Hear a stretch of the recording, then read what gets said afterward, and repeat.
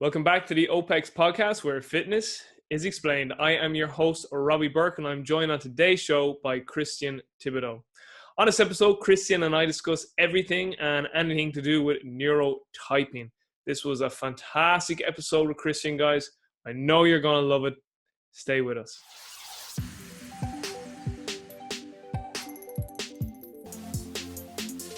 Christian Thibaudeau, it is an absolute pleasure to have you on the podcast, sir. Thanks so much for making time. It's been a while since we spoke. You've been on my own podcast twice before. This is your first appearance to the OPEX podcast, so I really appreciate you making time. And just for the viewers and listeners, Christian went out and he got a webcam today, and he's all set up. So the webcam doesn't even work. I mean, I went out of my way to buy a camera, buy a phone, another phone, a microphone, and nothing works. I had to jerry rig something and put my iPhone on my computer, which is on just a metal tub, just so that it's high enough. So yeah. That just tells you how much I wanted to be here today. I appreciate the effort, bud.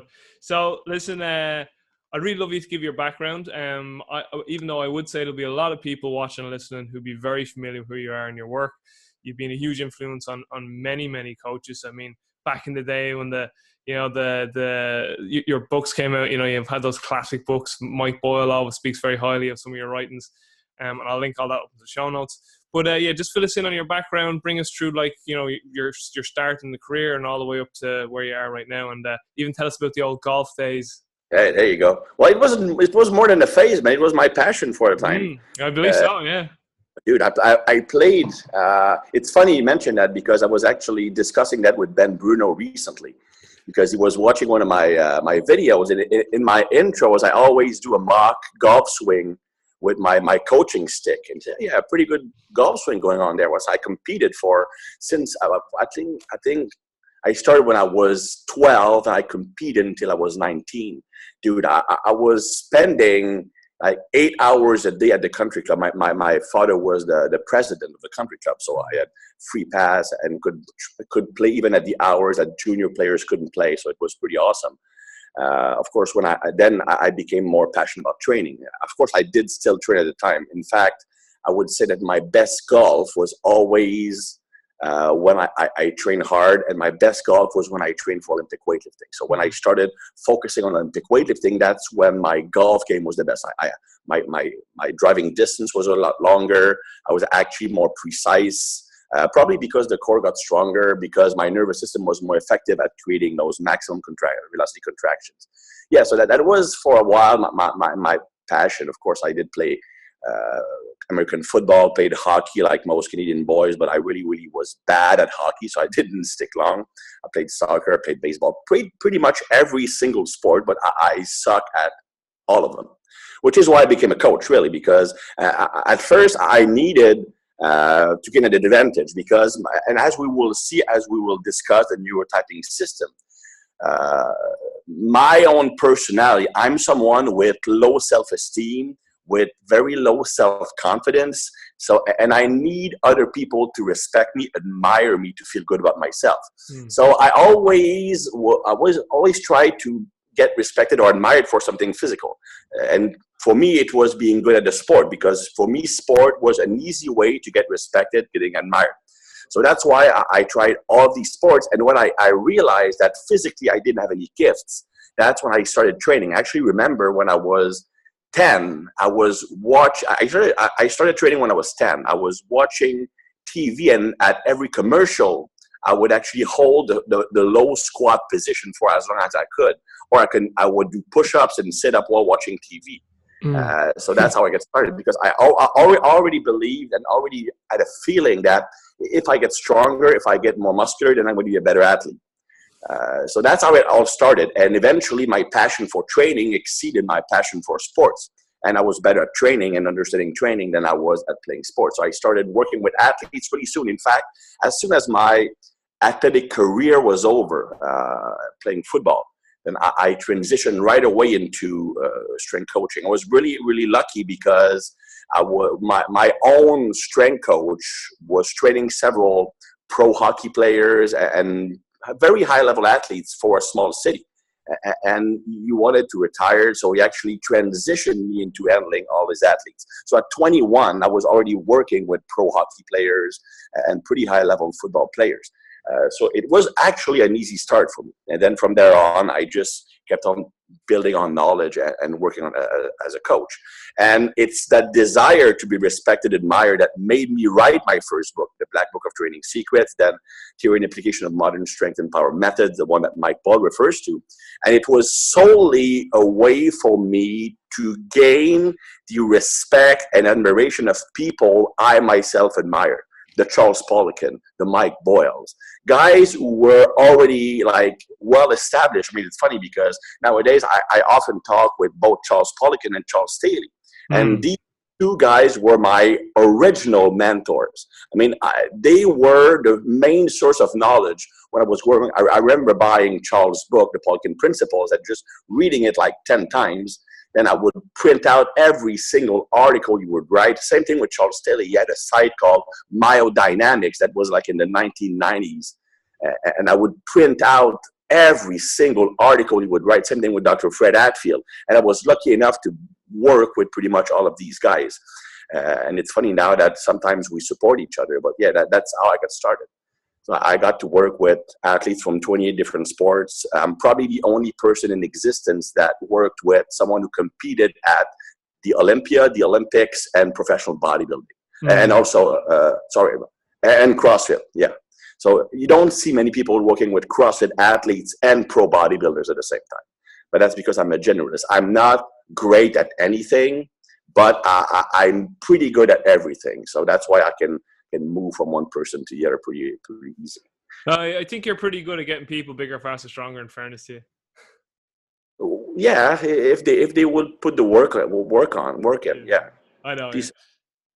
And my neurotype, it's funny because I lack self-confidence, I lack self-esteem. I need other people to respect me and admire me, but I cannot accept a compliment. I'm really uncomfortable with that. That's actually why and that's the mechanism that allowed me to read people really efficiently. I always believe that my greatest skill as a coach was reading people. So your parents were psychologists, weren't they? Both parents were psychologists, yes. And my sister was a recreologist, which is kind of similar, but working mostly with mentally challenged, intellectually challenged individuals, organizing. Yeah. So that's why I became really good at reading people, because I need to know that you like me, that you respect me, but I will not trust any compliment you give me because of my low self-esteem. So ever since I was a child, I developed that the quality of being able to read people, because that was the only way for me to know if you like me, if you respected me, or if you didn't.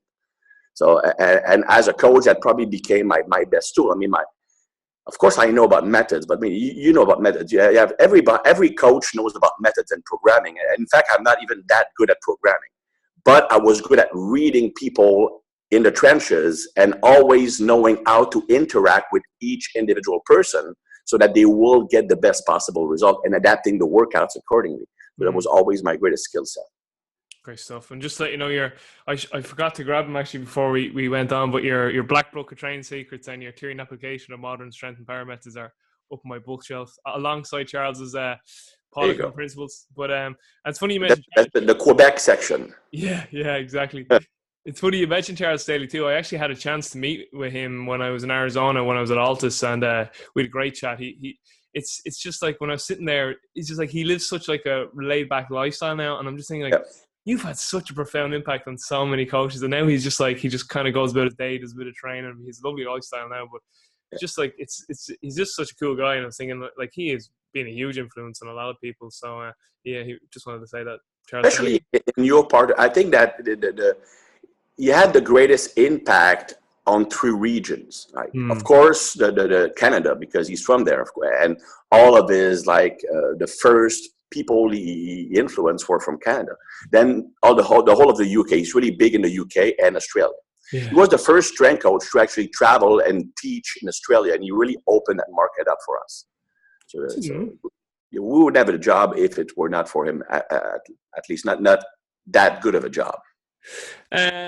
Just before actually we hop on there too, some of your other books that don't get a lot of recognition, High Threshold and Jekyll and Hyde are also fantastic. So High Threshold is jam-packed with information. So, well, high threshold muscle building is really just like the second book, but with more practical applications. Yeah. Because I've always, and that's funny because most people who've been following me, like in recent years, when I was writing for T-Nation and stuff like that, they all see me as a body transformation muscle building specialist. But I'm really a strength coach.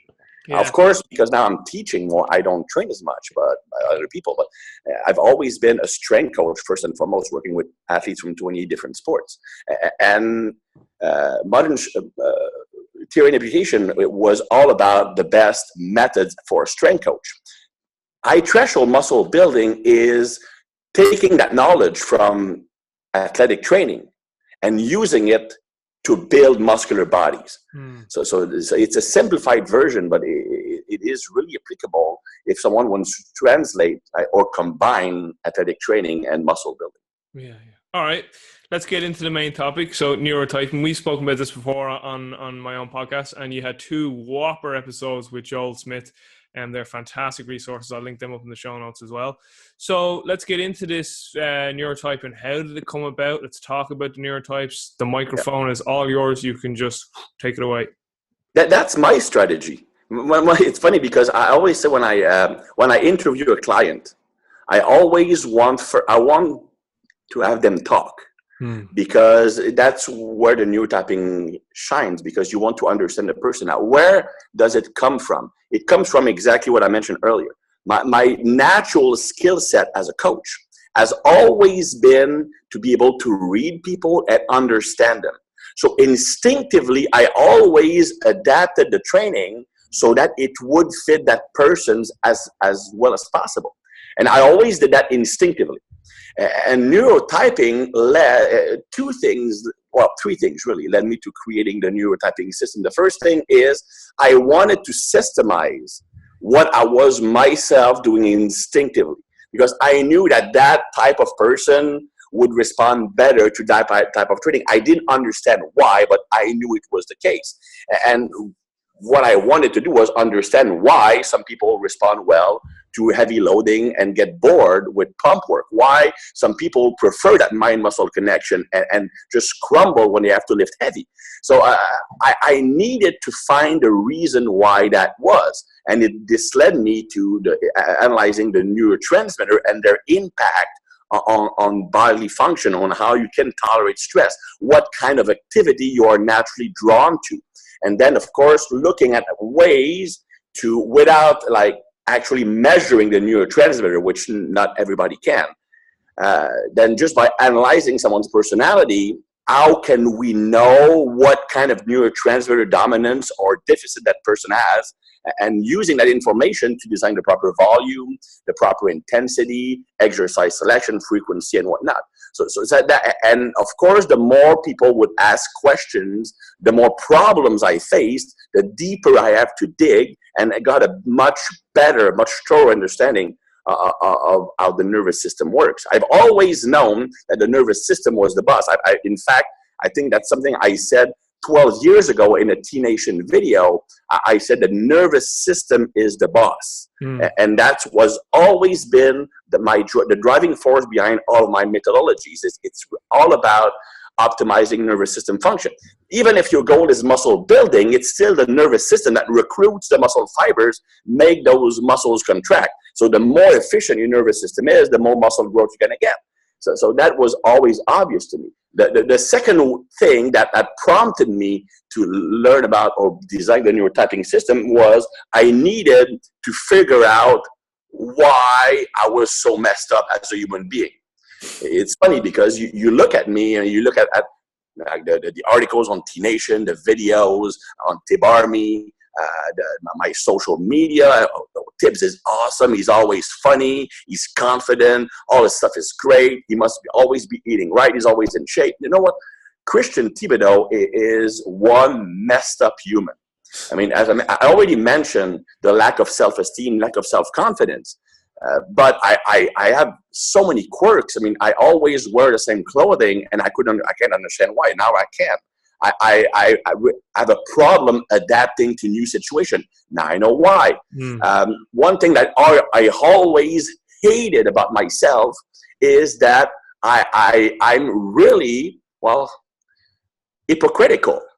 Not on purpose, but I always modify my personality to fit the person I'm talking to. And actually, when I do it, I realize I'm doing it, and it pisses me off because I feel weak. You know, you're telling that person what he wants to hear. I couldn't understand why I was like that. I also am super lazy. I mean, when the heat is on and I need to produce, no one is more productive than I am. Like Theory and Application, you've read that book, it's like a pile of scientific information. It took me 10 days to write it.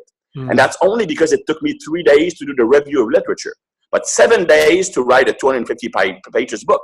So when it's on, nobody's as productive as I am. But when it's not on, I will be on that sofa watching Netflix 9 hours a day. And the house would not be clean, the grass is not being cut. I'm really a lazy person. And I couldn't understand why. Now I know why that is. That is simply because of my neurological neurotransmitter dominance. And also, why do I tend to flirt with women so much? Even though I don't have a very high libido, I always try to hit on women. Not hit on women, but like just kind of being flirtish, especially on social media. And of course, that has caused some problems in my marriage, in my relationship. But it's instinctive. I needed to do it. I didn't understand why. Now I understand why. So that was the second motivation behind developing the neurotyping system, is understanding myself. And then, of course, it led to understanding other neurotypes, other personalities, and stuff like that. So that is the second reason. The third thing that led to the neurotyping is we must not forget the pioneer work of Charles, who was the first one to talk about neurotyping, not neurotyping, but neurological profiles and training preferences in an article called The 5 Elements of Training that was published like 15 years ago. That was my first introduction to that kind of thinking. And as soon as I read it, I knew that there was something there, because it's something I have always use myself instinctively with my clients. I knew some people were more prone to, or got better result with volume. Some people got better result from intensity, other from frequency. And that started to explain why. Of course, it was more utilizing Chinese medicine angle rather than the neurological angle. But it's still used like the Braverman assessment test. And when I used it, I didn't get the results I wanted. So I tried to push it a bit further. And there was some minor differences, minor in precision with the Braverman assessment that I needed to change to make the system effective. So that's really how it got to be developed in the first place. And of course, the more I teach it, the more questions I get, the more problems people present to me, because yeah, you have 5 basic neurotypes. But in reality, what happens is if you don't fit in that one box 100%. So for example, if you are a type 1A, the type 1A is, okay, I'm going to give you a very easy example, all right? If you take the extreme of what an 1A is, the 1A plus, the caricature of what a 1A is, it's Donald Trump, okay? It's super dominating. It is always being vocal, always trying to convince people. Everything is a competition. You need to win every time. You need to be the leader in every situation. You don't deal well with authority or people who are trying to go against you. Not only don't you care about what other people think of you, you actually like to go against the grain and shock people. So that is a 1A. They are normally very, very good under pressure. They don't have any anxiety at all. They have no self-confidence issues. They have no empathy. But you have some people who are 1A. They have all the signs, but they are extremely emotional and they have a lot of empathy and some anxiety. So, okay, how can that be? Because they are basically the two opposite. Well, it's because you have a neurotransmitter called glutamate. And glutamate is an excitatory neurotransmitter that it is basically an emotional amplifier. It magnifies your emotional feelings, your reaction. So when you have a love emotion, it's like magnified by 10. When you have a failure emotion, it's also magnified by 10. If you have high glutamate, that is. Now, normally a type 1A will have low glutamate and high GABA. Both are, normally a type 1A is dopamine dominant, so is main activating neurotransmitter. The main neurotransmitter that gets his neurons firing in all cylinders is dopamine. That's why they are confident. That's why they're competitive. That's why they easily get addicted to anything that gives them pleasure. And their main inhibitory neurotransmitter is GABA. They have lots of GABA, so that's why they can train heavy very often, because as soon as the lifting session is over, they can put the brakes on. Because when you lift heavy, your nervous system is firing on all cylinders, right? And GABA, it puts the brakes on so you can relax. If you can't do that, your nervous system keeps firing for hours, creating more CNS fatigue. But 1A with high GABA will be able to train heavy twice a day and sometimes every day. Now, if for some reason the conversion of glutamate to GABA is decreased, it's by the enzyme called glutamate decarboxylase. Now, that enzyme, if it's too low, then you do not create that GABA, so you pile on glutamate. So a 1A, who normally would have high GABA, because he has problem with his enzymes, will accumulate glutamate, which will make him emotional, which actually make him more empathetic, and also more prone to anxiety and stress. So he still has that need to be the leader. He still has that competitivity. He still has that need to shock people or to control others. But now, on top of it, he's going to have a stronger emotional response to failure and successes because of the glutamate increase. And they are more empathetic. And sometimes they don't recognize themselves when that happens. And that is often when they are under lots of stress. So they will have low GABA and high glutamate, which is not normal for them. But it can happen under certain circumstances. So every time those people ask me questions, I just do more research and I just make the system better. So the way the system works is really I want people to understand the personality of the person they're dealing with, and where does that personality comes from. What neurotransmitter are high or low? Will they have a lot of inhibitory neurotransmitter, which will allow them to train more often and to train heavier? So when you know that, you can much more easily tailor the program to their need. If you have a client who has a lot of serotonin or GABA, well, these people will be great under pressure, because the serotonin, especially serotonin, when your brain gets overexcited, right? Because there's an optimum zone to be in to perform well. If the brain is going too fast, then you lose control. You start to overthink, paralysis by analysis. You react too fast. Your muscle tension reduces your range of motion. But if you are not activated enough, you're lazy, you're not motivated, you're not competitive, and your muscle don't contract as hard. You want that optimum zone. So adrenaline will get you up there. But if it gets too high, then you're going to choke. You're going to have bad performance under pressure. And that's where serotonin, which brings you back to that optimal zone, comes in. So if someone has a high level of GABA and serotonin, they're going to be great under pressure. And they will also be great at recovering from heavy workouts, because it's the same neurological skill set. After a workout, you need to bring your brain back down in intensity. You need to calm your neurons. It's the same thing as keeping your brain under control when you're performing. So when an athlete has the capacity to train very heavy very often, so for example, if he lifts heavy or have a neurological based workout 4, 5, 6 days a week, like the Bulgarians do, for example, and they still have a high performance, there's no decrease in performance, and they have no feelings of fatigue and lack of motivation, we know that these guys will be great under pressure because they have the genetic, the neurological makeup to be able to keep their brain under control when things get tough. They get amped up, but they stay in that right zone.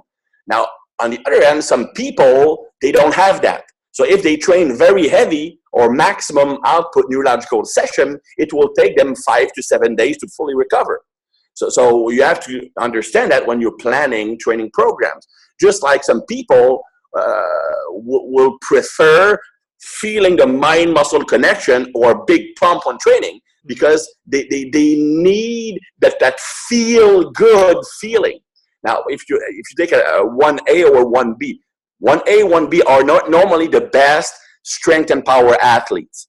American football players, rugby players, hockey players, basketball players, even some soccer players, track and field athletes. Now, these guys are great under pressure. They are explosive, and they are very goal-oriented in the gym. So as long as the weight keeps moving up, they feel motivated. They don't need to feel that tremendous pump.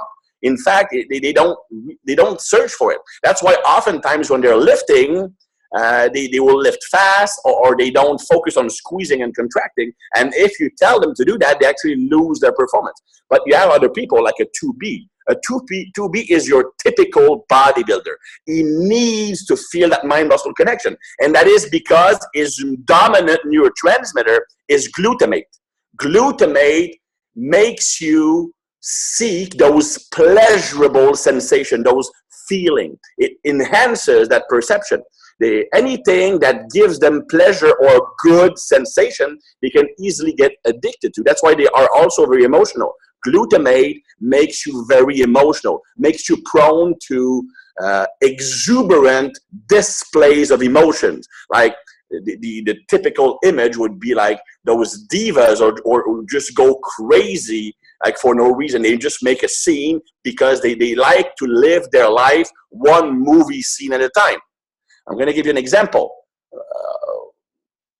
I was talking to my friend Paul Carter, and Paul was having a rough time in his life. He made I don't have a problem talking about it because he made like this long Facebook post about it. So he is really open with his personal life. He was having a problem with his older daughter. They would have a really rough relationship. So I told him, Paul, you need to make her feel like she is an important part of your life, that you need her to be happy. First thing he said, well, I'm going to buy her a big-ass teddy bear and go bring it to her at her job. No, Paul, you don't understand.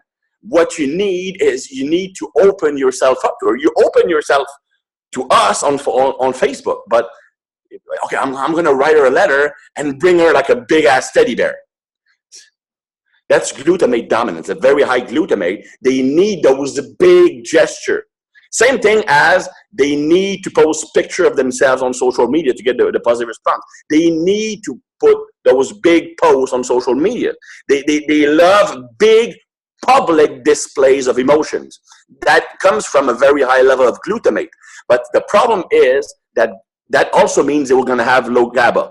And low GABA means more anxiety and less capacity to handle stress. On top of it, too much glutamate can have a brain toxicity effect to them.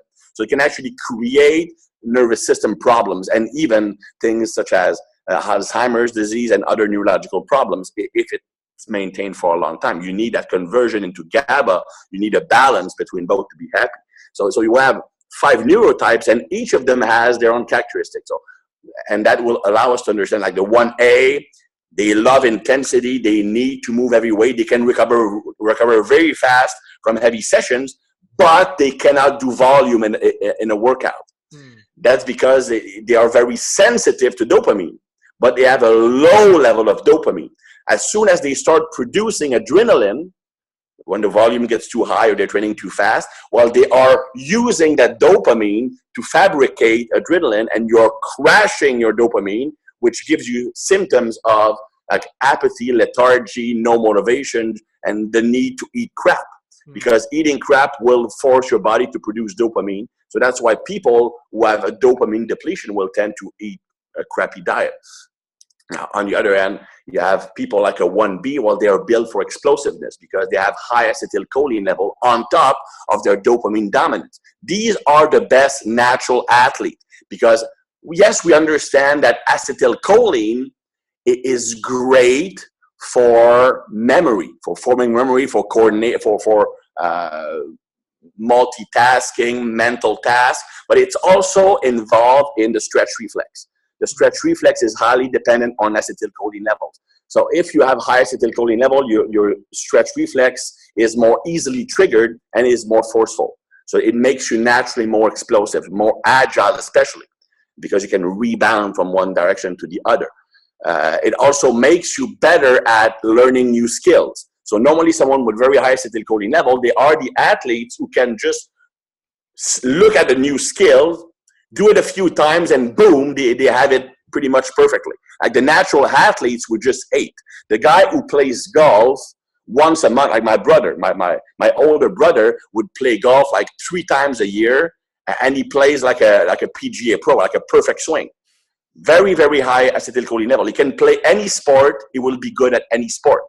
So that's high acetylcholine. The natural athlete, the more explosive, very high skill athlete. My wife's like that. These guys normally they are more explosive than they are strong. For example, the CrossFit athlete I work with, she had 110 kilos power clean, but it was a good girl, and her best deadlift was 125 kilos. That's a very high ratio for power clean, right? Yeah.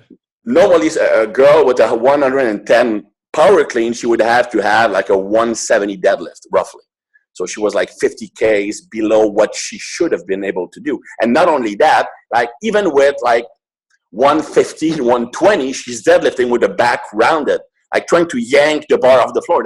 That's something that the 1A does. The 1A is built for explosiveness and the stretch reflex. They will always have problems with the deadlift because the deadlift start from a dead start. You cannot use a stretch reflex. You meant 1B there though, did you? You said 1A. Sorry, 1B, yeah. 1B, so, yeah. 1B the 1A will be great on the deadlift, yeah, because they're great for static strength. So the 1B, they will have problems with the deadlift because they will try to yank it off the floor. And the 1A is a baseball bat. The 1B is a whip. So he tries to create acceleration. So he does not create maximum tension. So when he's trying to yank the bar off the floor in the deadlift, the core is not solid, so it just round up like a fishing rod. That's their natural tendency, and you will see them like the first rep is really, really hard. Then the second and third rep are super easy. That's because on that second rep they have the eccentric to preload the muscle. Same thing on a military press. On a military press, they are really bad from the start, but after that, if they can get through it, they're going to be better. But that first rep really takes a lot out of them. So when I work with a 1B and we're doing military press, the first rep is always a push press. And we don't count it as a rep, but just push press it up. So you can actually start the first rep from the top, so you have the benefit of the stretch reflex. Same thing on a deadlift. I normally have them start the bar from the finished position. So unracking the bar, walking back. And even if they pause for a second or two in the bottom position, they still have the benefit of the stretch reflex, which lasts about 2 seconds. It's really more preloading the muscle than just rebounding up. So that's an example. Of course, the 2A, like me, the 2A can do anything. The 2A is the jack of all trades. I mentioned earlier that one of my biggest problems was that I tend to always mimic the person I'm talking to, or at least adjust my language or my behavior to please that person. That's my strategy. I need everybody to like me. So I will, and for me, for 2A, the strategy to be liked is to create a reciprocity between me and the person I'm talking to. And the fastest, easiest way to create that reciprocity is to show him that I am like him. So a 2A often interrupts the person and complete their sentence. That is a strategy to show, hey, we are thinking the same thing. I'm finishing your sentence. That's a strategy. It's a subconscious, of course. Then the 2A will often say, oh yeah, the same thing happened to me. I did the same thing. It always happened to me. Again, it's a strategy to create reciprocity.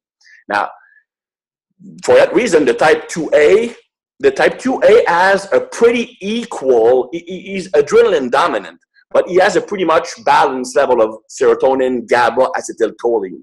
So he can adjust very easily. So the high serotonin and the high GABA means that he can really easily bring his nervous system to the optimal level to function in the situation. They are very adaptable, okay? But because of the adrenaline dominance, I'm adrenaline dominant. When I'm at rest and adrenaline is low, I'm super lazy because I'm so sensitive to adrenaline that when I'm at rest, the body produces zero adrenaline. Because if I maintain even a slight level, then I get amped up. So, and when you have no adrenaline, your confidence goes down and you are at the bottom of the neural activation scale. So when you're at the bottom, you are lazy. You're not motivated. You're not competitive. So that's why when I don't have any thing that I have to produce right now, I'm super lazy and I'm doing nothing because my adrenaline is low. As soon as adrenaline kicks in, well, I'm becoming like I am now. I mean, it's funny because if we were talking, let's say, for example, in person, you would probably have a hard time understanding me talk because I would have like the worst French-Canadian accent in the history of mankind. I can barely be understood by English-speaking people, which is not the case right now. Because adrenaline speeds up my neurons, I can think faster, I can make connection faster, I can talk better, I'm more confident. So to me, like a 2A is a Dr. Jekyll and Mr. Hyde. That's why they are great at fitting in with everybody. They adjust their personality to the person they are with. Like the 1A, he will force his personality over other people. The type 3 also is incapable of changing. The type 3 is the typical introvert. Like accountant, like to be alone, doesn't talk, doesn't want to reveal anything about himself, expressionless face. And that is simply from anxiety. The more anxiety you have, the more protective about yourself you become. So people who are introverts, really it's a strategy to protect yourself against excessive anxiety. They already have a high anxiety level. And anxiety is nothing more than your brain firing so fast, you're feeling out of control. Anxiety is just your neurons firing too fast for you to control them. So that's why you start to overthink, overanalyze, paralysis by analysis. These symptoms are quote unquote anxiety. They're not full-on panic attacks, but anxiety is only your nervous system firing too fast. So you overthink. You're trying to sleep at night, but you can't because you cannot switch your brain off. You're thinking. That's why a type 3, the introvert, he's always creating scenarios in his brain. And when he has a task to do, that he must think about every single detail. He overanalyzes everything. So that's why, like, for example, Charles mentioned that those who are of that type, of course, he uses a Chinese element, not the type 3. He doesn't train with them. He doesn't train them because they're annoying. And Charles is a 1A, so yes, a type 3 is super annoying. Why are they annoying? Because they are always asking questions. Why am I putting my feet there? I've seen a video of Chris Duffin, and he's not suggesting the same thing. Who's right? Do I have to put my hands 14 inches or 12 inches? Should I turn my feet out or not? Do I need to wear a belt or not? Can I wear straps or not? Do I put my... They will ask questions about every single detail. And for some coaches, especially the 1A and 1B who are impatient by nature, that is extremely annoying. But the reason why they are asking all of these questions, or even saying something like, well, my old coach had not me squat this way and it worked, why am I changing? For you, that is super annoying because it tells me, okay, you don't trust me. But that's not what he's doing. The type 3 also have no empathy, so he has no real feelings. So he doesn't think about not hurting your feeling. He just is asking that question to decrease his anxiety because they are anxious. So when you're telling them what you've been doing is wrong, and you need to change it. Okay, what can I do now? What is the right way? They are panicking. The reason why they are asking all those questions is to decrease their anxiety, because the more anxiety they have, the more cortisol they produce, the more muscle tension they have, the higher the injury risk and the less gains they're going to make. The type 3, to be able to progress, they need to feel in perfect control in the workout and feel perfectly safe. So that's why they are asking all of these questions. So that is, of course, just a really broad explanation of what it can do training-wise, but also how you interact with a client. No, it's great. It's all great. So I suppose getting maybe more into the training prescriptions for each one of these types. So just a little summary there I think would be good for the viewers and listeners. So we have 5 types. We have 1A, 1B, 2A, 2B, and we have a 3. And with type 1s, love intensity, but not a lot of volume. 1B is like a lot of variety in their training. 1A is has very good static strength, more neuromuscular, whereas the type 1 is more like of a springy, elastic type individual, stress shortened cycle, pick up things very, very quickly, like have very good skill acquisition capabilities.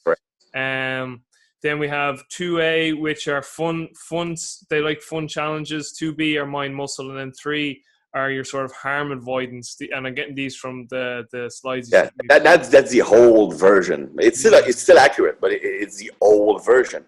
But I can go, but it's pretty much correct. Yeah. If you go like all the types, like the 1A, the 1A is the loud mouth. Right? The extreme competitor, the person who walks into a room and he tries to take control of the situation. He needs to be the leader. He needs to be the center of attention. Would they be like your typical alphas, you know? Exactly. Yeah, exactly. Like they are normally like the entrepreneurs. They need to be the boss. They need to control everything. Now, the thing is that they are normally extremely productive because they just work super hard because they want to be the best, but they have no attention to details. Like they are the guys who will just lift fucking heavy, but it looks like they have no control of the barbell. They don't focus on technique as much as long as the bar goes from point A to point B, they're happy now. The type 1A is naturally built more for strength and not explosiveness. If a 1A has to be explosive, he needs to be very strong. Like, for example, Ben Johnson, sprinter, was extremely powerful, but that's because he squatted 300 kilos for sets of 5 reps. Half squatted. So, pardon? Half squatted. Yeah, it's still parallel. It's still impressive. It's still you, but and if you compare that to like Kim Collins, who barely lifted any weights at all, and he was pretty much similar in speed. Now he's a 1B. Ben was more of a 1A. And if you look at his characteristics, he was super high libido, very very dominant personality. So he needed to be really, really, really strong to be super fast. Some other people, like the 1B, they don't need to be as strong to be explosive and to be fast because they have that naturally. Now, if you look at the 1A will be best with using, like, again, static strength, heavy lifting, slower tempo, slow eccentrics, isometrics, slower speed lifting. They can't do as much volume, though. That's because they don't have the high acetylcholine. Now, why does that matter? Well, if a 1A, okay, every time you have to produce a lot of adrenaline, you are depleting your dopamine. Because adrenaline is fabricated from dopamine. Now, the 1A and the 1B are dopamine dominant, meaning that they're driving neurotransmitter. The neurotransmitter that potentiates them the most is dopamine, and that's because they are super sensitive to it. They respond very strongly to dopamine. So they don't produce a lot of it. You don't need to produce a lot of it if you have a very high sensitivity. And because of that, it's very easy for them to deplete their dopamine if they are producing too much adrenaline. Like a typical 1A or 1B, after a competition, they might be 7 to 10 days without being able to hit the gym. They have no motivation. They have no drive because the excess of adrenaline just depleted their dopamine. Now, the main difference between the 1A and the 1B is the acetylcholine level. That's what makes a 1B explosive, fast, agile, very good at picking up new motor skills, the acetylcholine. But acetylcholine does another thing. Acetylcholine decreases the production of adrenaline because acetylcholine shares many of the same function as adrenaline as far as muscle contraction strength and pumping blood to the muscles. So if you have high acetylcholine level, blood flow is easier in the muscles are contracting harder. You don't need as much adrenaline to get the job done. So if you are a 1B with high acetylcholine, well, you can do a bit more volume because when you are doing that volume or increasing activation, you don't need to release as much adrenaline to get the job done. So you don't deplete dopamine as much. So you can do a bit more volume. They also need variation. The main reason they need variation is, again, the acetylcholine. Because acetylcholine gives you the capacity to multitask. Okay, I'm going to give an example. I'm working on my computer. If I'm writing an article and my wife comes in and she says to me, and she starts talking, I'm aware that there are sounds coming from my left, but I cannot make up the words. If I need to understand her, I have to turn away from my text and listen to her. Then it will take me about 2 minutes to be able to continue writing the article. I cannot multitask. I have low acetylcholine. My wife is a 1B. She has high acetylcholine level. She has no formal training in Olympic weightlifting. And within a week, she was doing a picture-perfect squat clean with 80 kilos, 77 kilos. That's just crazy, just natural skill. She was a former gymnast, so very good body control. Now, her acetylcholine, she can play Candy Crush, pat the dog, watch TV, and listen to me at the same time. So it's like she can multitask. Now, these people, because of the capacity to multitask, they need to change exercises more often. They need to have more exercises in a workout. They need to have A1, A2, B1, B2, alternating, because if the brain has a capacity and it doesn't use it, then it kills your motivation. If you have the capacity to multitask, you need to use it. Another thing that acetylcholine does is it allows you to very easily transfer the gains from one exercise to another. So these are the guys who can do Zercher squat for 3 weeks, front squat for 3 weeks, box squat for 3 weeks. They didn't do a single back squat, and when they tested, the back squat went up. If I stop doing back squat, even though I've been squatting for like 25 years, sometimes as much as 6 days a week, if I stop back squatting, even if my front squat goes up, my back squat will go down. Because low acetylcholine, the strength transfer is much worse. That is also important when you're working with athletes. Because if you have an athlete with acetylcholine, you can change the exercises very often. West Side Barbell is a typical 1B program. You're changing the max effort exercise every week. You're changing the assistance work pretty much every week. You have explosive and you have heavy. So the 1B will respond really, really well to a West Side type approach, because he will be able to take the gains made from the assistance or the exercise in the rotation and transfer it to the competition lift. But if you have someone with low acetylcholine do it, it won't work as well. Like a 1A would probably be best with a more Russian or Soviet approach of utilizing mostly the competition lift, but repeating them more and more and more and more, becoming really efficient at those movements. So these would be two main differences in how they train, for example. Now, the type 2A is both the easiest and the hardest type to train, because with the 2A, everything works, but nothing works for a long time. And you mentioned that it needs to be fun, and that is correct. The 2A, they need to enjoy their workout the most.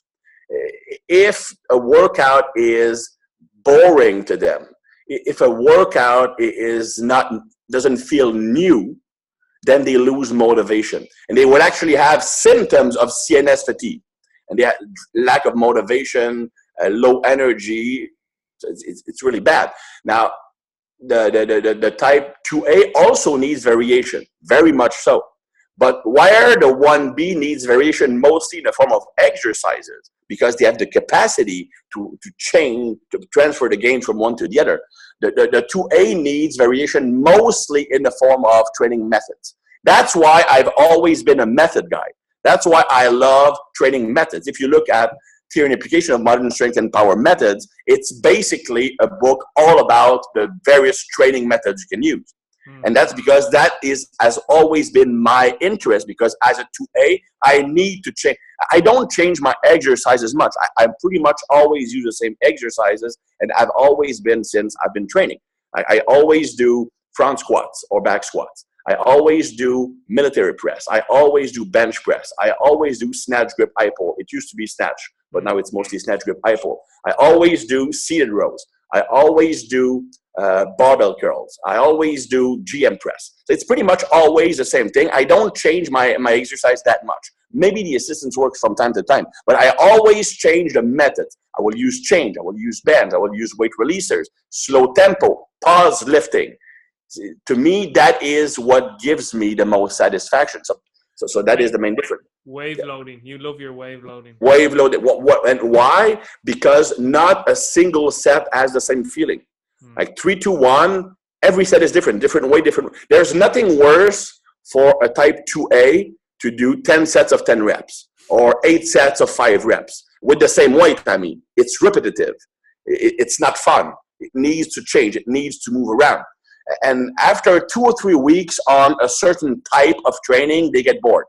So you need to change very often. When I train a 2A, normally we are using phases lasting 4 weeks. But each phase is divided into two weeks phases, where we keep the same training goal or training approach, but the methods and the loading scheme will change.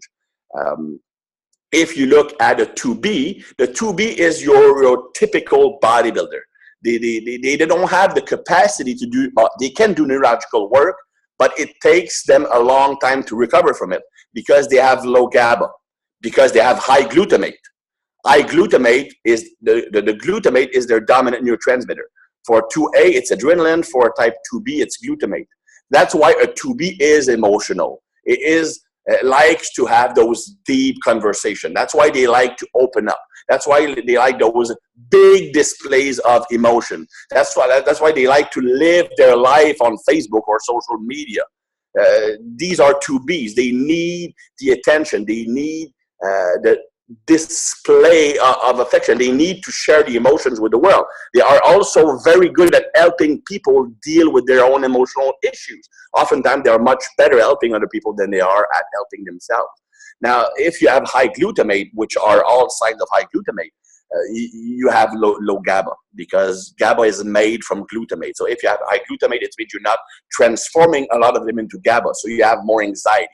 So that's why a 2B, also when training, they can't train. When they're training heavy, they are the typical type whose nervous system keeps firing on all cylinders for 3, 4, 5 hours after the workout.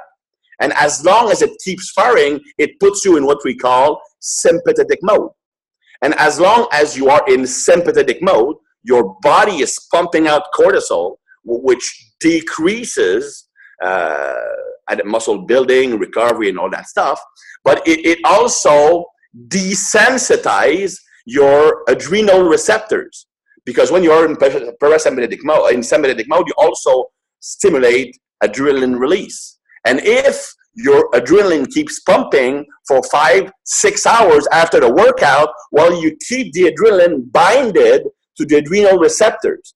And the adrenal receptors are not designed to have adrenaline binded for 6, 8 hours. It's a hit and run neurotransmitter. So if they are keeping on the adrenal receptors for a long time, well, you will have what we call short-term adrenal desensitization. By the way, what we call adrenal fatigue, 9 times out of 10, it is not adrenal fatigue. You don't fatigue the adrenal glands. That is like the extreme case. What happens is you become desensitized to adrenaline. Your receptors become desensitized to adrenaline because you've been binded for too long, too often. So that's what happens. So when a 1B, a 2B, who does not have the GABA or serotonin to calm the brain down after a workout, well, it risks having that desensitization occur. That's why Paul Carter often writes about what he calls workout hangover. like feeling drunk, unmotivated the next day after a heavy workout, because himself had that occur many times because he has that issue. He's a type 2B. And that doesn't mean they can't train heavy. It means that when they're training heavy, well, they need to plan a day off the day after, because there's no way they can lift heavy again, or at least a restorative load. And when they are training heavy, they need to decrease the volume dramatically for the rest of the session. They can also use supplements to inhibit the nervous system. So for example, the amino acid glycine. Glycine is a neurological inhibitor. It does in the brain pretty much what GABA does. So when you're taking glycine after a workout, well, you can calm your brain down, calm your neurons down, decreasing the risk of what we call neurological fatigue. Neurological fatigue, it can be two things, well, three things really. The first thing is dopamine depletion. The second thing is desensitization of the adrenal receptors. And the third thing is nervous system inflammation. The nervous system inflammation would occur oftentimes if you have like very, very, very high glutamate, but it's not as often that we see it. But both the dopamine depletion and the adrenal receptor desensitization comes from excess adrenaline production. And that stays high after workout if you cannot calm the nervous system down. So utilizing glycine post-workout, if you are not a type 1A or 1B, will allow you to recover much faster from a heavy workout, because it will shut down your brain much, much more easily. So instead of having the nervous system firing on all cylinders in sympathetic mode for 4, 5, 6 hours, it will last about 90 minutes, an hour. So you are much easier to recover neurologically, but also you stop overproducing cortisol, because as long as you are in that sympathetic mode, you are pumping out cortisol, which of course decreases the capacity to build muscle.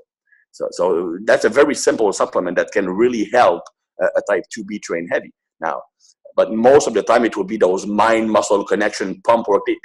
A type 2B likes the pretty. They like the good feeling. So that's why when they are pumping and they feel their muscles swollen up and that pleasurable pump, they really love that. And they are also those who will spend 2 hours getting prepared to go clubbing. They have to wear the perfect shirt with the perfect outfit. I mean, I must have very low glutamate because I am the worst dresser in the world. But a type 2B, they will like always look their best, always come there perfectly. They love to go shopping. They just love pretty things, good looking things. That's the glutamate that in them that makes them do that. Now, you have the type 3. The type 3, it's a weird type because he's also glutamate dominant, but for him, he has low serotonin and low GABA. So he has very high anxiety. Remember that glutamate is an emotional amplifier. So whereas the glutamate make the 2B feel emotional, or having big emotions, the glutamate make the type 3 feel more anxious because it amplifies those feelings. Kind of like weed. Weed increases your own feeling. So a type 3 will be more introverted, will be self-protective, more closed up on himself. He doesn't want to associate with other people. He does not like to reveal information about himself. He hates conflict. And normally, training-wise, since he has more anxiety, he will tend to have a lot of mobility issues, which is kind of weird because a type 3 oftentimes has less muscle mass because more anxiety, more cortisol and whatnot. Now, but they have mobility issues oftentimes because that's one thing people don't understand. Anxiety increases muscle tightness. That's, in fact, one of the main reasons why people are choking in sports. Because when they are anxious is only the nervous system firing too fast. So when you are increasing your nervous system firing rate at first, you get into that high performance zone. But if you increase it even more, your performance will start to drop because you're thinking too much, but also because, well, when you are low, muscle contraction or muscle tension is low. When you increase your nervous system, your muscles are contracting harder. But if you keep firing your nervous system even higher, then muscle contraction strength becomes muscle tension. And when your muscles are tense or tight, it will affect technique. And anxiety increases tension mostly in the flexor muscles. So you can see how it can change your running mechanics, your snatch technique, your gymnastic performance, your jumping height, you're playing sport changing direction. So you will lose your coordination because your muscles are tighter than usual. I mean, we've all done workout where the muscles were super tight and we had problems squatting even with an empty barbell. Well, that's what anxiety does. So if you're a type 3, you will have that anxiety during a workout, and it can create mobility issues. A lot of mobility issues actually come from anxiety, not actual tissue problems. Now, that's why for a type 3, the type 3 of all the types need or should have the less variation in exercises. Okay, so you have a type 3 who has anxiety, you put a front squat in their program. Well, first of all, they're going to ask 10,000 questions. Should I cross my arm here? Should I hold it like a clean? Can I use straps? What is the width I should be using? Do I put it on my clavicle or my delts?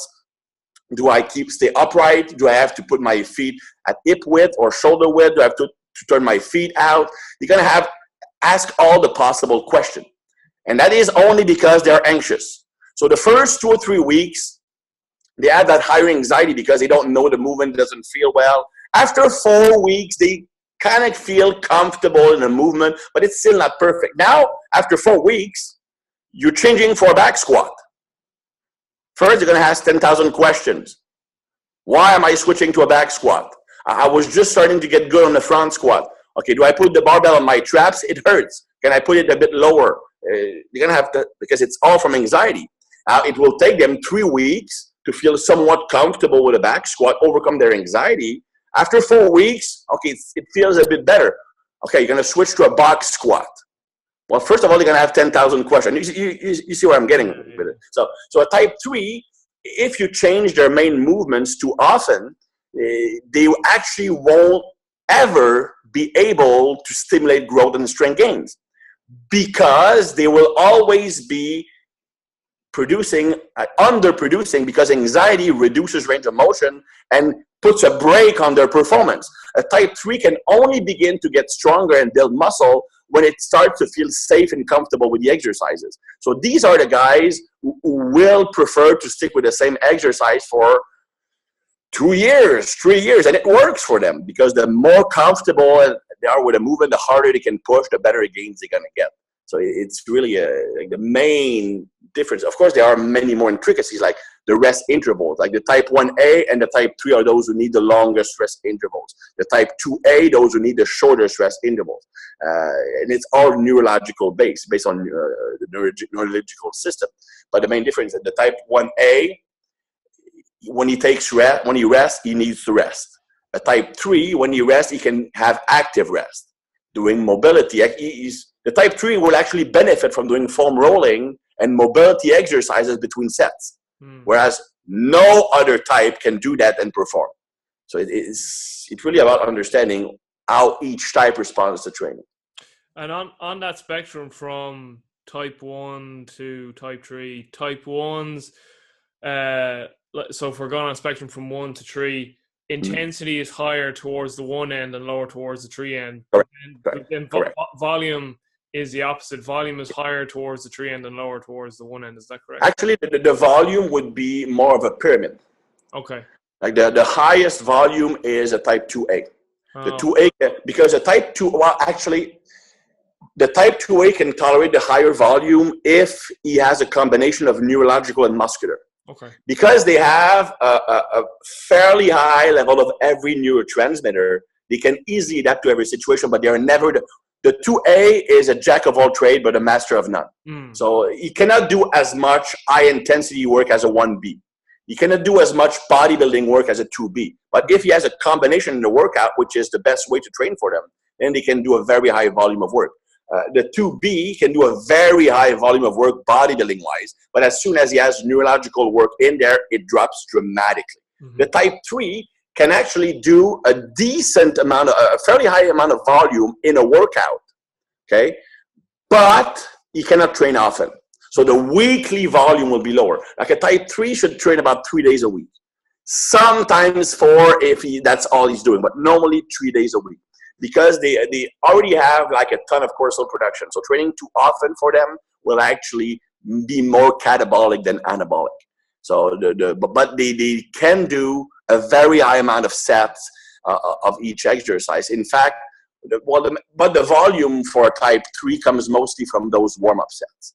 When I work with a type 3, we normally have twice as many warm-up sets on a big lift as work sets. So if we're going to have, like, when I say twice, like 1.5 to 2. So if we have like 4 work sets, we might do 6 warm-up sets, gradually heavier. And the type 3 will not have a decrease in performance training that way because they are built for resistance and endurance. So they won't have a problem with that. I've had a type 3 athlete. Of course, she was a 52-year-old female, 60, not even 60, like 57 kilos. 52 years of age, 57 kilos. She deadlifted 140 kilos. But that's not even the impressive part. The impressive part is that she did that after doing 20 kilometers of cross-country skiing in the morning. And then she got to the gym and warmed up by doing an hour of cardio. And then she hit the 140 after like 12 warm-up sets. Like a type 3, they are built for, they normally have a higher ratio of slow twitch fibers, unless they have the ACTN 3RR gene, which kind of, it's a different topic, but normally they have a higher ratio of slow twitch fibers, so they can actually hit a PR after 2 hours of training. So for them, doing 6 warm-up sets, gradually heavier, will not decrease performance. In fact, it might increase it because it will decrease anxiety. The more warm-up sets they're doing, the more comfortable they feel with the movement, the more in control they feel. And also, like, if you go from, if their first work set is 120 kilos, well, if they go like 20 kilos, 60 kilos, 80, 120, that's like too fast for them. The feeling of the heavy weight, they don't have enough sets to get gradually acclimated to that. But if they do like the barbell, then 60 kilos, 70, 80, 90, 100, 110, then the 120, it doesn't feel as intimidating and you're going to get a better performance. Whereas a 1A, he can, okay, a friend of mine's a powerlifter. When he warms up for the bench, it's always 60 kilos, 100 kilos, 140, 180. Yeah. It would take me like 12 sets to get there. So it's really dependent on the neurotype. Also, the warm-up is how the warm-up is used. But for type 3, the warm-up actually create a pretty powerful training effect because for the biggest limiting factor for type 3, it's the anxiety. And doing those extra warm-up sets, it actually makes them feel more comfortable and will decrease anxiety, decreasing cortisol release, feeling more comfortable with the movements. It's an investment in future gains. So then just some other training parameters in terms then of training frequency, times per week, exercise selections. You want to maybe just touch on that with the different types? Well, the more on the left you are, so the types 1, the more often you can train. And that's because they have of course, if the volume is adequate for the person. That is for several reasons. First, because the type 1 is dopamine dominant. Dopamine is a pleasure neurotransmitter. Every time you have a dopamine release, you feel good. That's why a type 3 is competitive. That's why a type 3 needs to win, because winning gives them that pleasurable sensation. That's why they like to take risk, because taking risk increases dopamine production. That's why they like sex, because sex releases dopamine production. That's why they like to eat crap, because eating crap gives you dopamine. So, for example, the type 1A or 1B, their main problems with diet is they tend to eat a shitty diet, but they don't binge out. Because they are eating for pleasure, but because they're getting a strong pleasure response from a small amount of cheat food, they don't feel the need to eat the whole thing. Me, because I'm dopamine resistant, but I'm adrenaline sensitive, when I'm going to cheat, I'm going to eat the whole cupboard. I'm going to eat everything because it's really hard for me to get the same pleasure sensation. Anyway, so when a type 1A or 1B is training, especially training with heavy weights or neurological stimulation, because that increases dopamine even more, they get addicted to that. And they need it every day. If a type 1A or 1B does not train, he will need to get that dopamine fix a different way. So he might get into a fight. He might get into arguments. He might spend 10,000 quid on the stock market. He might get too many mistresses for his own good. He might engage in a dangerous extreme sport. He might drive his motorcycle way too fast on the highway, because these are all stimulating dopamine. That's why when you look at during the off season in American football, you often hear stories about guys getting into fights in night. Dude, you are making 10 millions a year. Don't go to a fucking nightclub and fight.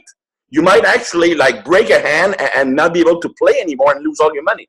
That's why you have all those stories about like beating their girlfriends or wife. They have problems though, drunk and driving, driving under the influence of drugs, just using drugs in general. Or they come into during the off season, they will gain like 30 pounds of fat, getting into camp and just needing to lose the weight because they eat crap. To all of these things are to compensate for the lack of dopamine release that they normally get during a season. It's the same thing with training. So when you are a type 1A, 1B, well, you need that dopamine stimulation more often. That's actually the reason I believe that the reason behind the Bulgarian system. Of course, when Bajayev designed the Bulgarian system, that's not what he had in mind at all. But what he had in mind, even though the theory, the explanation he gave was that after 45 minutes, cortisol goes up and testosterone goes down.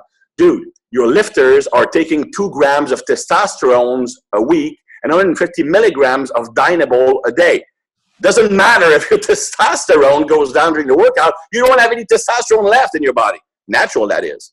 So that's not the real explanation. And Antonio Khrushchev, who was their super heavyweight lifter, star lifter, who snatched 220 kilos, when he moved to the US, he mentioned, and that is written in the Encyclopedia of Weightlifting by Arthur Dressler, that the reason behind that system was that Bajayev, when the athletes were in training camp, he could not control them.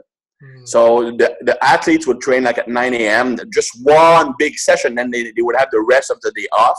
They would go in Sofia and just get wasted, get into fights, because they were 1As or 1Bs.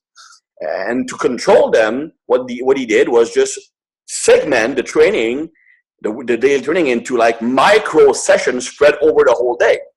But it actually worked really well for type 1 because they get all those dopamine stimulation throughout the day, making them feel great.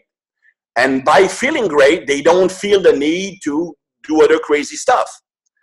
So that actually works. And because a type 1A or 1B has either high GABA or high serotonin, they can very easily shut their brain down. Like a Bulgarian, when you look at the schedule, it's like from 9 a.m. to 10 a.m., max snatch, max clean and jerk, for example. Then like 10:15, nap.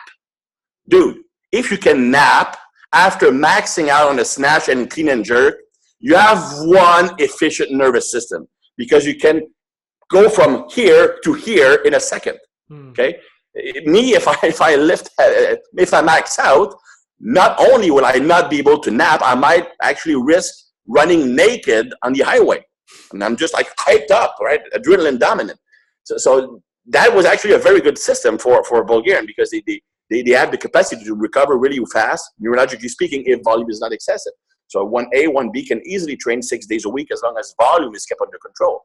Micro sessions, more sessions. If you look at the other side end of the spectrum, on the right side, the type 3 can have the lowest frequency because they overproduce cortisol very easily. So it's like 3 sessions per week, sometimes 4 if that's all they do. So that's why for them, I normally use either a whole body session approach, like whole body 3 days a week, or upper, lower, whole body. So everything gets trained at least twice in a week. Now, when you look at the people in the middle, the 2As and the 2Bs, the 2As can train 5 days a week, okay? But they're gonna have to have sessions that are lower in volume intensity. So they can have like 3 hard sessions and 2 sessions that have a different feeling. Like me, for example, I will have in my week, I will have, let's say right now I'm training more for body composition. So I'm going to have a typical like chest and back day, then a shoulders and traps day. I'm going to have even an arm day. But I have 2 days where I do what I call a strength circuit. So it's like a squat, high pull, overhead press, rowing, or chin up, and a bench press. And it's not, it's low reps, but it's not all out. It's like 80% effort. So these give me a different kind of stimulation. It's not a lot of volume because the number of sets and reps are low. And it's not a lot of intensity because I don't exceed like 85%. But I could also use a neural charge session, which is, let's say, 4 explosive exercise done nowhere near failure. Or it could be an easy workout just pumping with elastic bands. Or it could be conditioning work on a prowler or another eccentric less exercise. So I can have like a type 2A can have 3, maybe 4 hard sessions. You can train 5 days a week, so that the other 1 or 2 would be easier workouts. The 2B can train 4 or 5 sessions a week if they are mostly pump work, like bodybuilding work. If they have heavy lifting in there, 3 or 4 days a week. Like, for example, if you look at what Paul Carter is doing, now Paul, it's funny, someone who's had success in training, either getting strong or getting big or muscular, I find that they normally gravitated toward what works for their neurotype. So if you look at Jim Wendler is a 1A. You look at 531, very type 1A program, meaning very low volume, focus on fairly heavy weights. Now, Jim doesn't go like to 100% or max out, but what he does is you have that one set in a workout where you try to beat a rep record with a percentage. It's a challenge. 1A love challenges. So even though it's not a challenge for a max lift, the max rep with at least 80% is still a 1A, an effective 1A approach. So when you look at people like that, or John Meadows program, typical, very effective 2B programs. So when you read what someone is doing and does that instinctively, it's because it fits their neurotype. So Paul has recently moved to more and more 3 or 4 days a week workout when he trains heavier, because he's a 2B, and he knows that if he trains more often than that, he crashes neurologically. When he's doing more bodybuilding, or when he was preparing for a bodybuilding competition, he was doing mostly pump work, bodybuilding work. He was training 6 days a week, 5 or 6 days a week. So it really depends on the composition of the workouts. And then exercise type then as well. So that's frequency. So you want to talk about the exercise types that goes with the neurotype? Well, I think that personally, I believe that, okay, well, the type 1A and 1B, they need the greatest ratio of high neurological demand exercises. I have a scale of 7 levels of neurological demand for an exercise. Level number 1 is the highest. So it's going to be gymnastic drills like muscle up, like the front lever, back lever, walking on your hands, for example. I don't put chin-ups in there. To me, it's more of a just strength exercise. You would also have Olympic lifts in that first category, the highest level of neurological demand. Then you have the level 2, which is your deadlift, your squat. Any exercise focusing on pretty much the whole body, like a push press, or with axial loading, like the lower back is under pressure. So like a bent over barbell row would be a level 2. So anything that puts the lower back under lots of pressure or involves pretty much the whole body, that's a level 2. So still a pretty high neurological demand. The level 3 would be your bench press, your military press, the compound movements that work like half the body or less than that, multi-joint, but not without any axial loading. The level 4 and 5 would still be compound movements, but using either cable for level 4 and machines for level 5. So a lat pull down or seated row would be a level 4, a leg press or hack squat or chest press would be a level 5. 6 and 7 are your isolation exercise on cable, on free weights, and on cable and machines.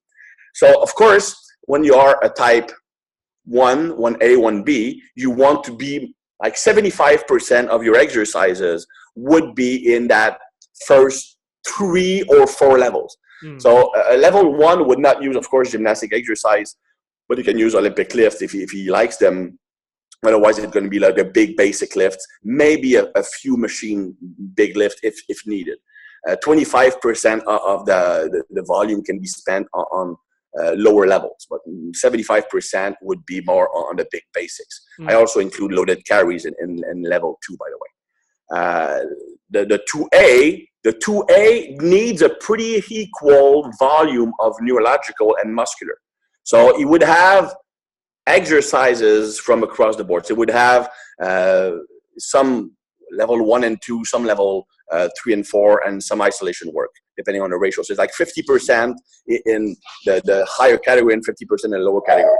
A type 2B would have 25% of its volume in the first 3 categories, but it wouldn't use the first category, like level 2 and level 3, and 75% would be 4, 5, 6, or 7. And then the 3 actually, that is kind of weird, because even though he has the highest level of anxiety, he does not need a lot of isolation work. He actually doesn't like that, because he doesn't need that mind-muscle connection just like the 2B does. But what the type 3 likes is improving technical efficiency. So if you give them a lot of people, okay, you have a typical type 3 walks in your office, right? Like shoulders forward, like not a lot of muscle. You can see that he doesn't have like a strong drive to be there. Well, you're natural, and you try to have him do a squat and the back is rounded. He cannot reach lower than the quarter squat because of tension. So the natural tendency of a trainer is to put him on like a leg press, leg extension, leg curl. That doesn't work for type 2 because it will not fix the anxiety issue. Yes, at first the squat will be hard for 3 or 4 weeks, but the type 3 is super patient.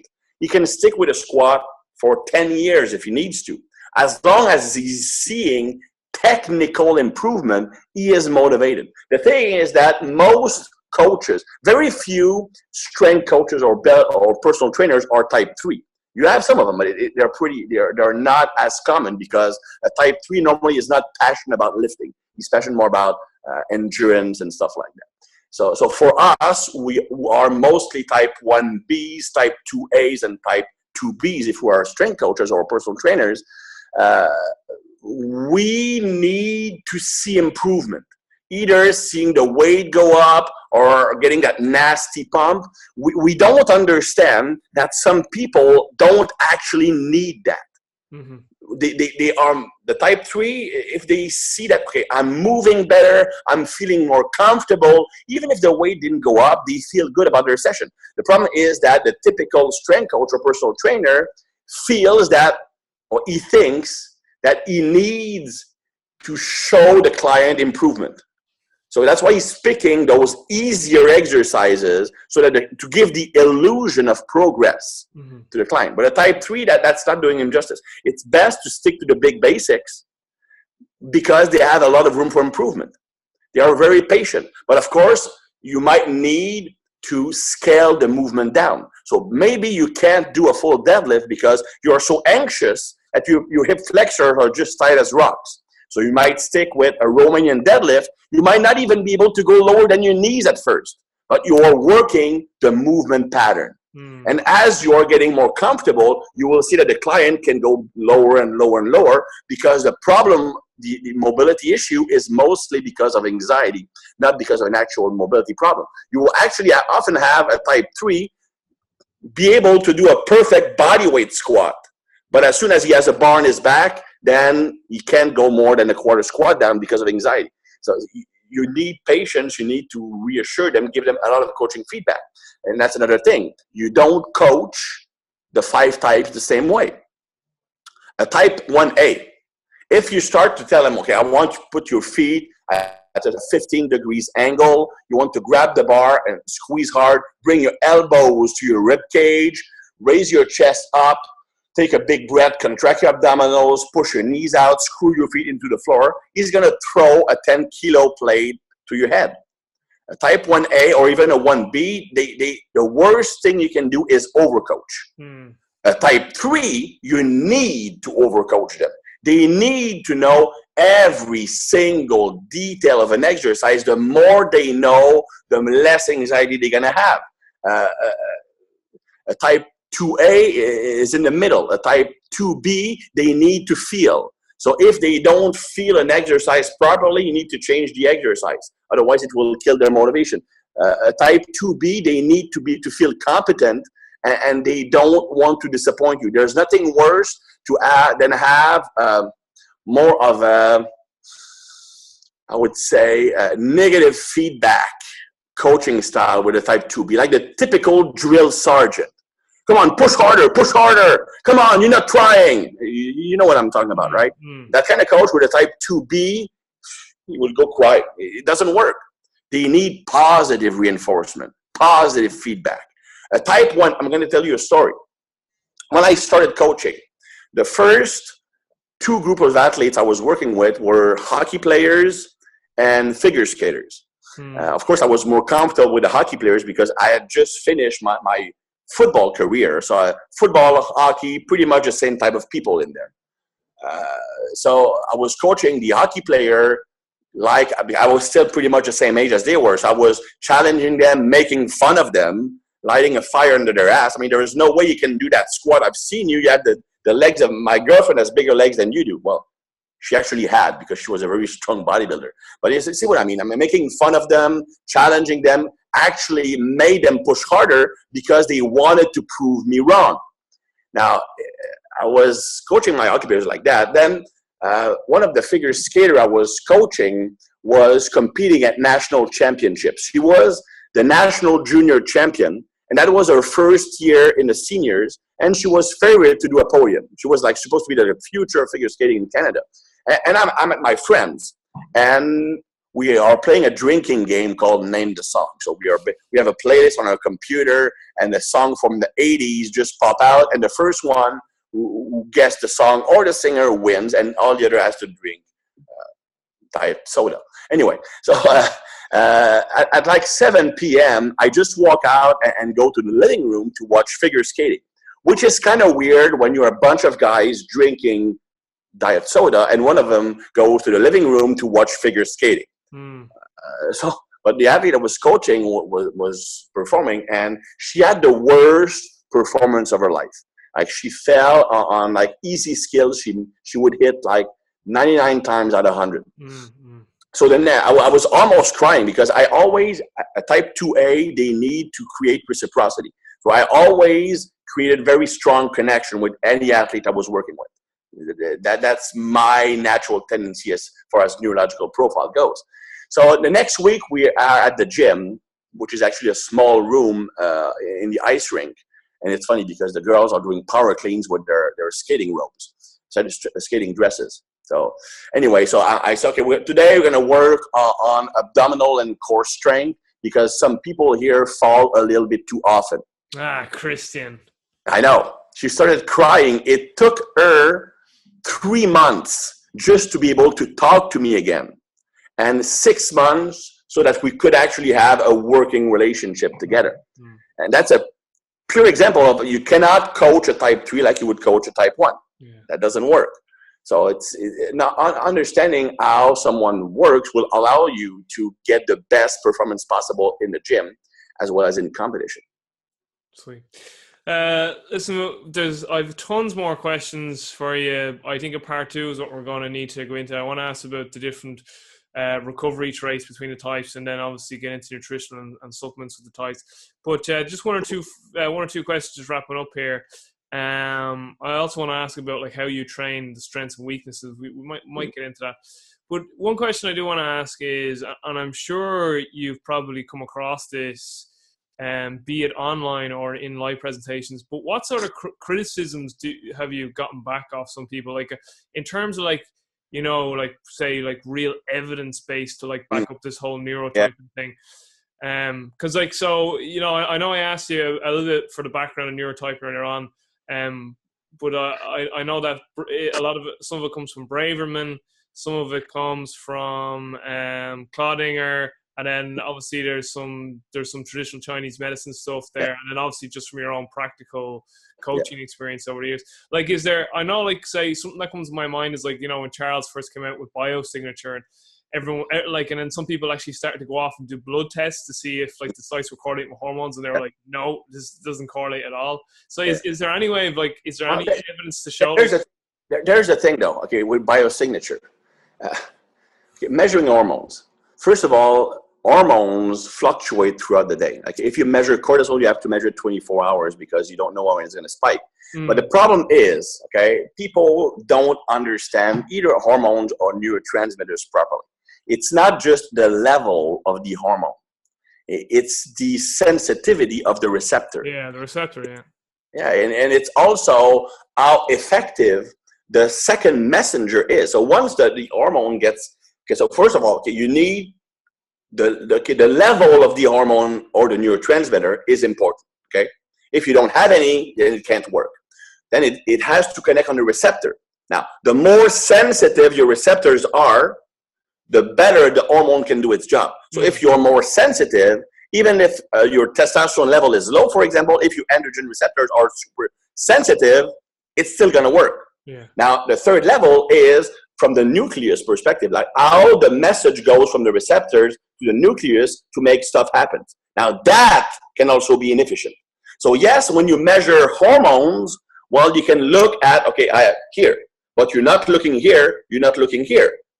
So okay, yeah, okay. If you have abdominal fat, it's cortisol. I measure my cortisol, it's not that high. Yeah, but is your receptor problematic? Is your nucleus problematic? Are you super sensitive to cortisol, making you respond more strongly? So that's what people don't really understand. Now, it's the same thing with neurotransmitter. Now, it's funny, when I give seminars, I don't remember, and I've given that seminar like 25 times, maybe more. I have never had one negative comment. Maybe it's because when I explain it, people just instinctively, they know it's true. Well, usually you have your stick too in your hand, so people aren't going to say anything. Pardon? I said usually you have your stick in your hand. Yeah. Just that might be a reason. Just for the viewers and listeners, Christian always has to present with a stick. He loves having a stick. But it's actually, I actually explain the coaching stick during my seminars. Yeah. And it's because one thing I use to like diagnose neurotype is nonverbal cues, like posture, handshake, how you're looking at someone, stuff like that. Can you wait while you're seated? All that stuff gives me clues. But the coaching stick it's a way for self-reassurance. So when I'm under like a lot of stress, because as I mentioned, anxiety is nothing more than your nervous system firing too fast. So when I give a presentation, my nervous system is running on all cylinders. Yeah. I'm actually anxious when I present because I'm overthinking. I could not perform anything physical when I present. In fact, and I can easily, like without warming up, can front squat like 140, 160, 180, like with a perfect upright posture. I've been an Olympic weightlifter. I've squatted. I can squat in my sleep. But at the end of the day, when I present, I could not demonstrate a bodyweight squat because my hip flexors are so tight from presenting because anxiety increased tightness in the flexors. But that anxiety actually makes me present better because I can make connection. Anxiety makes you think too fast. So it can be a negative, but when I present, because I know the material, it's actually enhanced my presentation. But I need the stick for reassurance. It's an anti-anxiety tool. Like some people, when they are anxious, they will just like grab their shoulder, grab their arm, grab the chair, or grab the door handle in the car. It's just a strategy to reduce anxiety. It's self-reassurance. That's why I have a coaching stick. How did you find presenting without the stick for your course, for your video course? You mentioned that you're like, I don't have my stick. Hey, it's really hard, to be honest. It's not natural. It really isn't.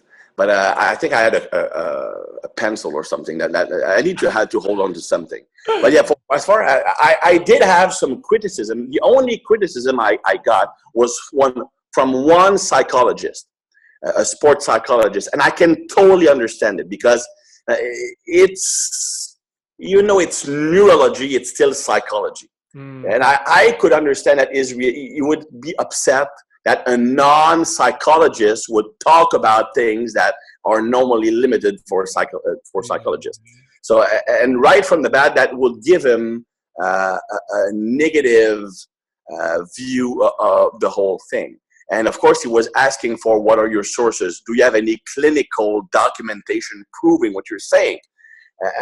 And what I can say is, well, it's simple deduction, because the way I build the system is look at the symptoms of, take each neurotransmitter individually, okay? Let's take dopamine, or let's take adrenaline, or let's take glutamate, or let's take GABA, doesn't matter. And what I did was, okay, I'm gonna look at the psychological or psychiatric literature and look at all the symptoms of high dopamine activity. Here the receptors is sensitive, or the dopamine is high. So look at all the symptoms of high dopamine activity, and I listed them all out. I can send you the document. Then I took all the symptoms of high adrenaline, all the symptoms of high serotonin activity, all the symptoms of low serotonin activity. I did that for every single neurotransmitter.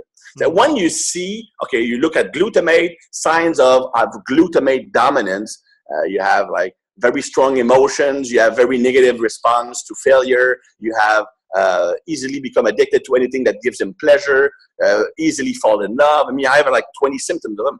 And from that, what I did, okay, I'm gonna find a way to evaluate someone's personality. Now that I have, okay, if you have all of these symptoms, these are signs of high dopamine or high dopamine activity. Well, then it's pretty easy to say, okay, that type of personality is that way because that neurotransmitter is very efficient, while this one is really inefficient. So it really is, of course, neurotyping is something I created. So of course, there's no literature on it. Yes, there are some precursor work from Braverman, some precursor work from Cloninger, and from a lot of psychiatrists, because psychiatrists, contrary to psychologists, they work with brain chemistry. That's why I say, and that might be the reason why psychologists don't like me, even though my father's a psychologist. I said that psychology does not exist.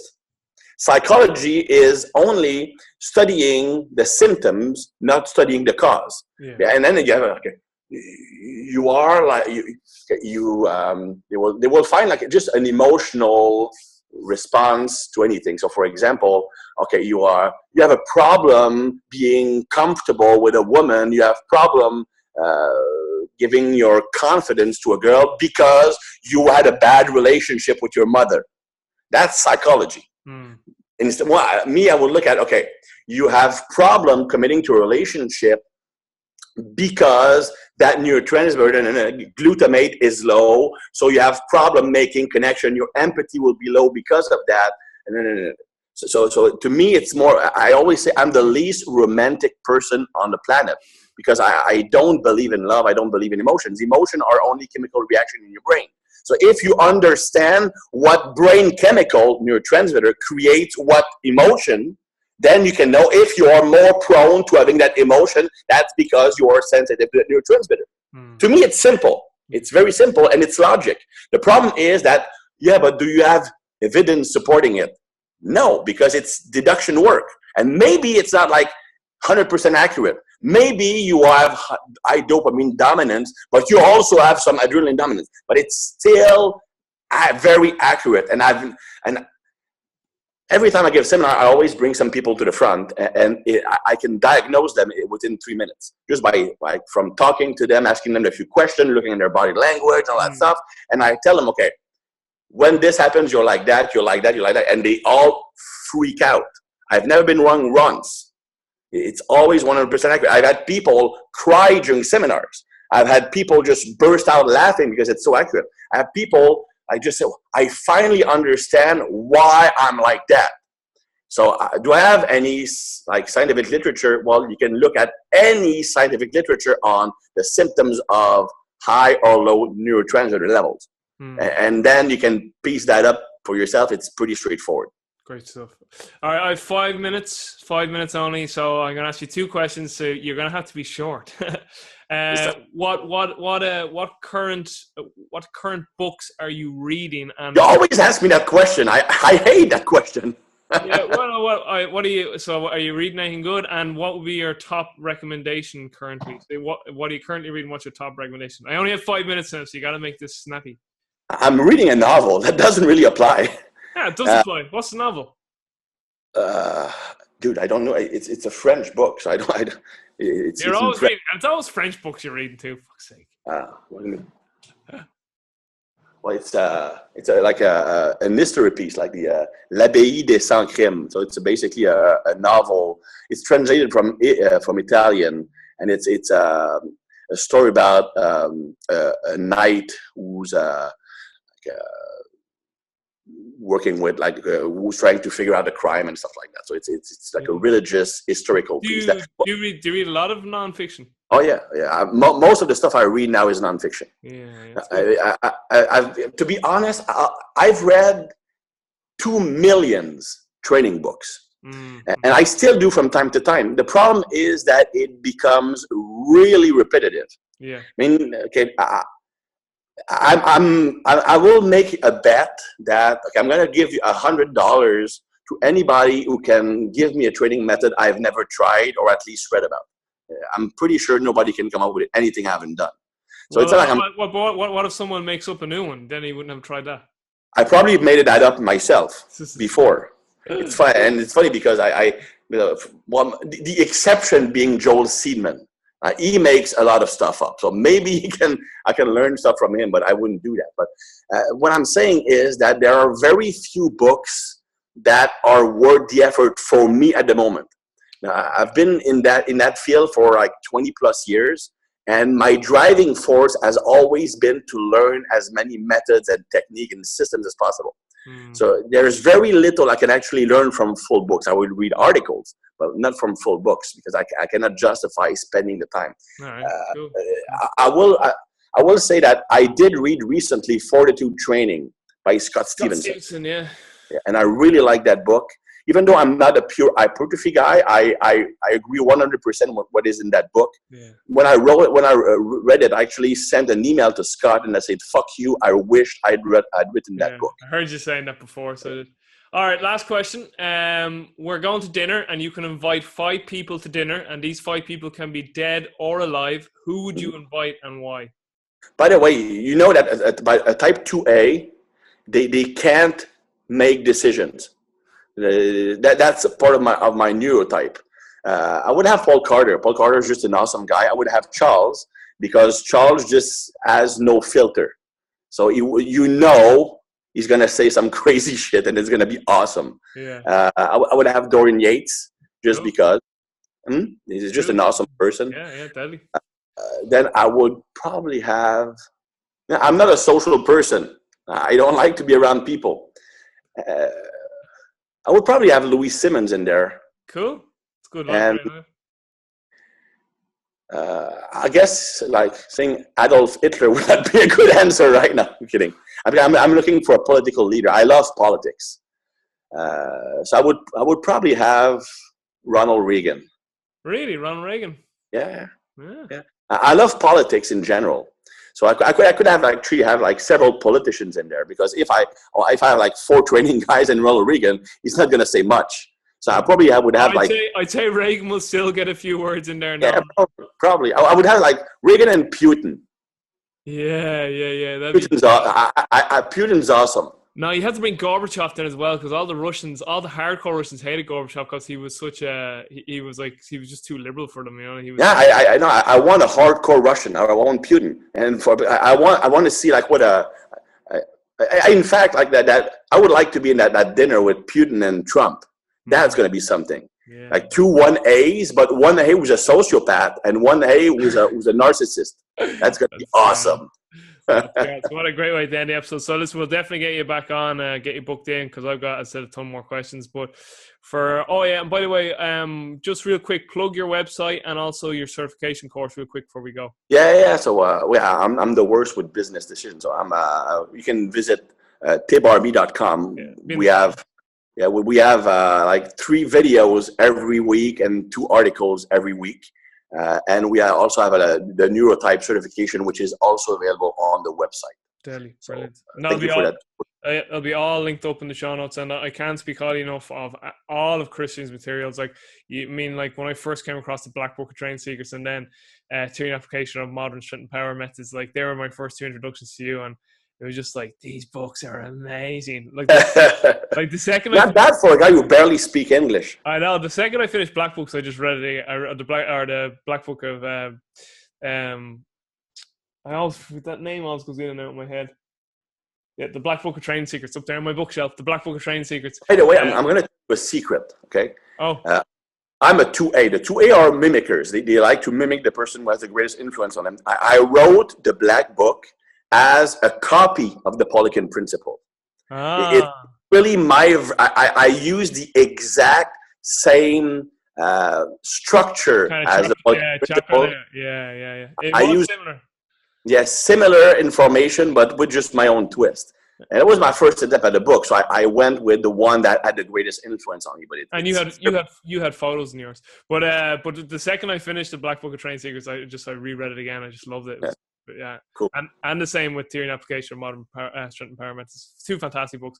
But listen, just for the listeners, viewers, any resource you can get from Christian, absolutely, it's 100% worth the investment. So definitely go over and check out Thibaudeau.com, which will be in the show notes. And definitely, if anything interests you here in terms of neurotyping, his course is just phenomenal. So we're definitely going to have Christian back on at a future date. He's a busy guy, so hopefully we'll get that done sooner than later at some stage. But he will be a father soon enough too. So yes, cut him some credit. So a lot of the parents just have no sympathy for you right now. They're like, welcome to our world. All right, but for now, for myself, Robbie Burke from the OPEX Podcast, and from Christian Thibaudeau from Thibaudeau.com, peace.